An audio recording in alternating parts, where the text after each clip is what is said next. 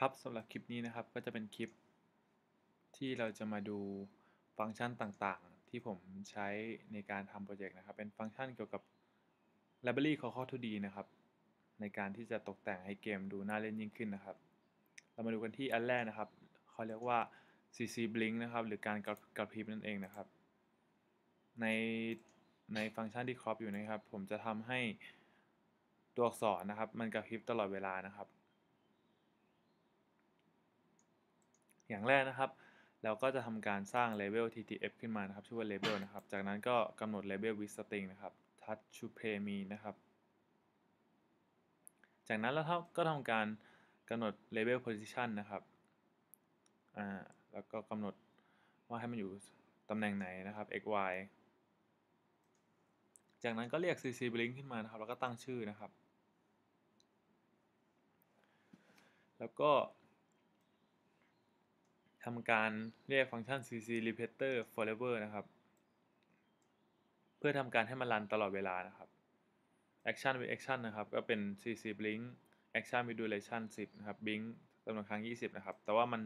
repeater อยู่แล้วนะครับก็มันก็จะรันตลอดนะครับแล้วก็จะเรียกฟังก์ชัน label run action blink นะครับทีนี้เราก็จะได้ตัวอักษรหน้าตาอย่างนี้นะครับเดี๋ยวรอแป๊บนึงนะครับ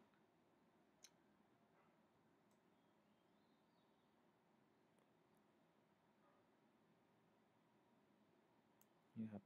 ถ้าใครดูไม่อยากเอาไปลองก็ลองพอสแล้วก็ลองพิมพ์ตามดูนะครับฟังก์ชันก็ประมาณนี้คร่าวๆนะครับไม่ยาก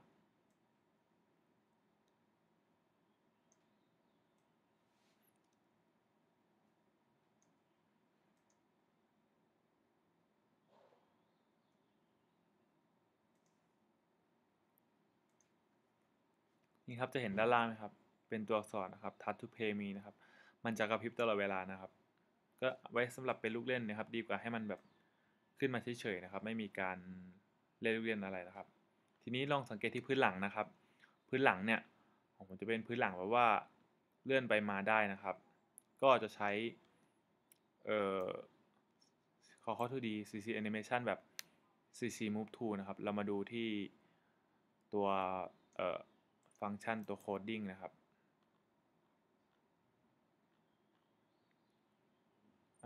ก็ดูที่ผมครอปไว้นะครับอันนี้นะครับก็จะสร้าง id move left กับ id move right มานะครับก็จะใช้คำสั่ง cc move by นะครับแล้วก็ action with duration 10นะครับ position ถ้าสมมติ move left ก็คือไปทางซ้ายใช่ไหมครับผมก็กำหนดให้มันไปทางซ้าย-512พิกเซลนะครับสำหรับ x แต่ y ไม่ได้ขยับก็เป็น0นะครับส่วน id move right ก็ให้ cc move by นะครับก็คือ move ไปทางขวา512นะครับพิกเซลแต่ว่าไม่ต้อง move ระยะ y สู่เท่าเดิมนะครับแล้วก็ทำการ cc sequence นะครับก็คือการเรียงลำดับนะครับว่าจะให้ลำดับไหนใน action เนี่ยทำก่อนนะครับก็กำหนด id sequence เท่ากับ cc sequence นะครับ action นะครับก็ให้ move left ทำก่อนนะครับแล้วก็จะให้ move left revert ก็คือ move right นั่นเองนะครับแล้วก็ตามด้วย move right นะครับแล้วก็ตามด้วย move right revert นะครับแล้วก็ new นะครับทีนี้ก็ id sequence เราก็จะทำการให้มัน repeat forever นะครับโดยการทำ id repeat นะครับแล้วก็ cc repeat forever action with action นะครับก็คือ c seq นะครับซึ่งประกาศไปก่อนหน้านะครับแล้วก็ทำการโยนสไปค์เข้า action repeat นะครับ background นี่คืออันนี้นะครับเป็นสไปค์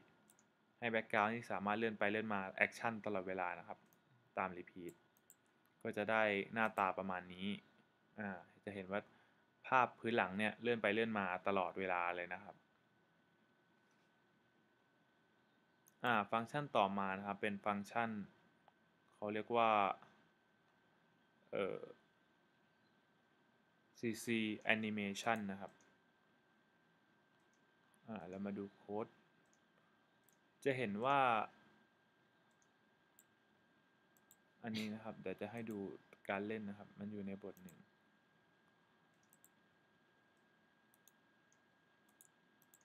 ถ้ าสมมุติลูกบอลอยู่ใกล้หมานะครับหมาก็จะทำการแอคชั่นทำการงับลูกบอลนะครับซึ่งจริงๆแล้วมีหมาทั้งหมด5รูปภาพนะครับกว่าจะได้มาในการทำให้ภาพเนี่ยทำการงับได้นะครับก็จะมาดูที่ฟังก์ชันนะครับที่ทำให้หมางับนะครับ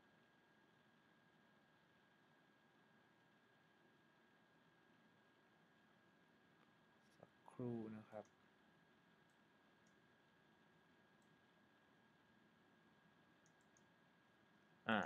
ก็จะใช้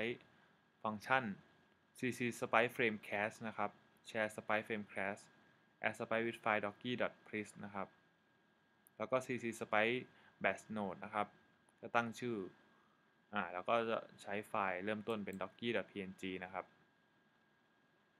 แล้วก็ archive spike sheet นะครับคืออันนี้ต่อมานะครับเราก็สร้าง ns mutable array นะครับเป็น array ที่สามารถเพิ่มได้ลดได้นะครับซึ่งเราต้องศึกษา objective c นะครับซึ่งก่อนหน้าได้ให้ลิงก์หรือว่าให้เว็บไปแล้วนะครับคือ Macfiteria นะครับเป็นเว็บคนไทยในการศึกษาภาษา objective c นะครับในการสร้าง array ขึ้นมาแล้วก็วน for นะครับวน for เพื่อให้ภาพแต่ละภาพเนี่ยไปเก็บอยู่ใน array นะครับสมมุติมีทั้งหมด5ภาพนะครับแล้วก็วนตั้งแต่ int i เท่ากับ1ถึง i เท่ากับน้อยกว่าเท่ากับ5แล้วก็บวก i นะครับแล้วก็จะ run walk animate frame นะครับก็ตั้งชื่อ array ว่า walk animate frame เนี่ย add object ก็ add ชื่อ spike เข้าไปนะครับสมมุติมีชื่อทั้งหมด5ชื่อก็จะเป็น doc underscore 1ถึง doc underscore 5นะครับต่อไปนะครับทำการ walk ก็ทำการประกาศ cc animation นะครับซึ่งเรากำหนดไว้ในตัว .head แล้วนะครับตัว walk unin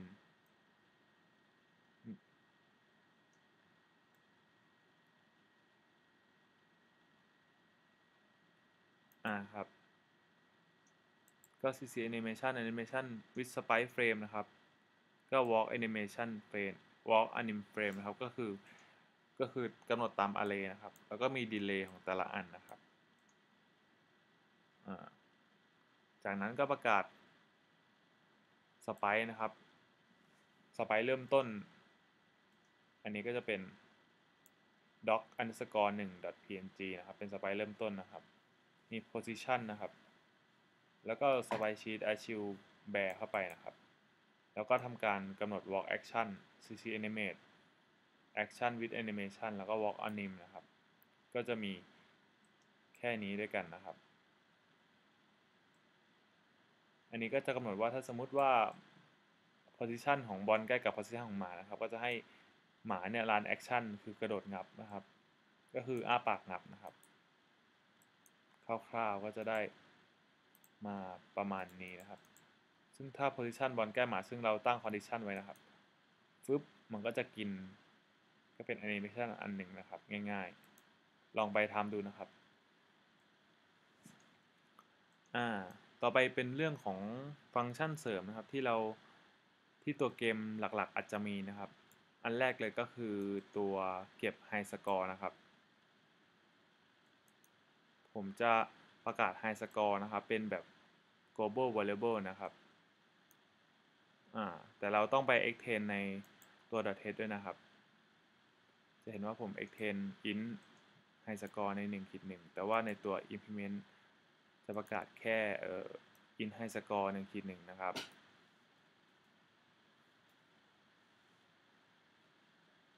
แล้วเราก็กำหนดว่า high score เนี่ยเป็น ns user default นะครับ standard user default integer for key เนี่ย add ชื่ออะไรก็ได้นะครับเป็นชื่อหนึ่งนะครับซึ่งการทำแบบนี้นะครับมันจะเป็นการเก็บค่าไว้นะครับไม่ว่าเราจะปิดแอปไปแล้วนะครับเมื่อเปิดมาใหม่นะครับตัวเลขนั้นยังอยู่ซึ่งมันเก็บไว้ใน database นะครับเมื่อเราทำการประกาศบรรทัดนี้นะครับ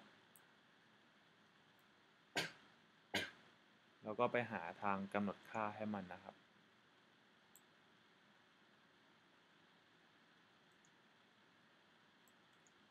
สำหรับเซฟให้สกอร์นะครับอยู่นี่นะครับก็สกอร์เนี่ยประกาศเป็นอินธรรมดานะครับก็คือถ้าไฮสกอร์มากกว่าสกอร์มากกว่าไฮสกอร์นะครับไฮสกอร์เนี่ยจะเท่ากับสกอร์นะครับก็คือแทนที่ค่ากันแล้วก็กำหนด ns user default นะครับก็ default แล้วก็ตามนี้นะครับ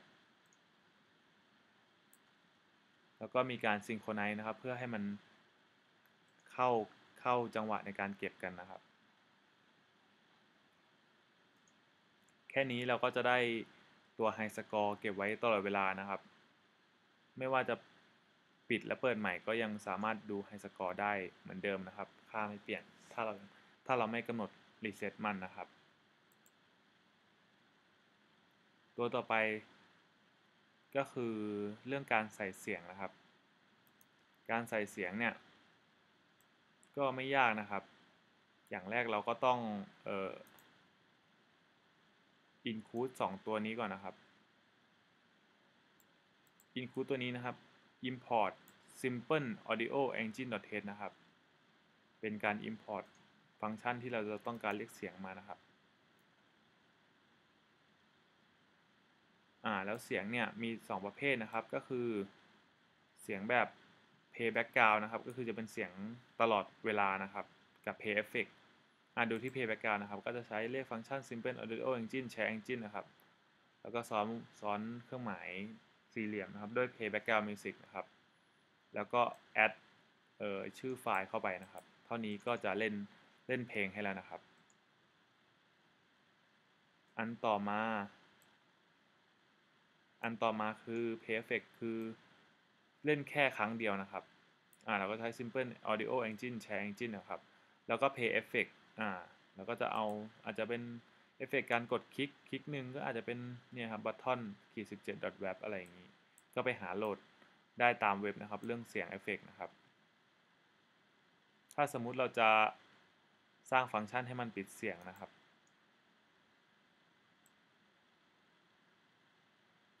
อันนี้ครับเป็นฟังก์ชันปิดเสียงนะครับ Simple Audio Engine Share Engine นะครับ Pause Background Music นะครับก็คือหยุดไว้ที่ตรงนั้นนะครับแล้วก็อีกอันหนึ่งก็คือถ้าสมมติเราทำเป็นปุ่มให้ Pause หรือว่า Resume ได้ก็คือกลับไปเล่นมิวสิกเดิมได้นะครับก็จะเป็น Resume Background Music นะครับ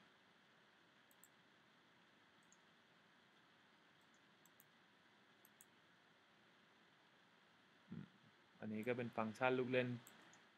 ง่ายๆนะครับที่เพิ่มมาในตัวโปรเจกต์เกมแอปนี้นะครับครับผมแต่ถ้ามีอะไรเพิ่มเติมนะครับผมก็จะมาเพิ่มวิดีโอให้นะครับสำหรับคลิปนี้ก็ขอจบเพียงเท่านี้นะครับขอบคุณครับ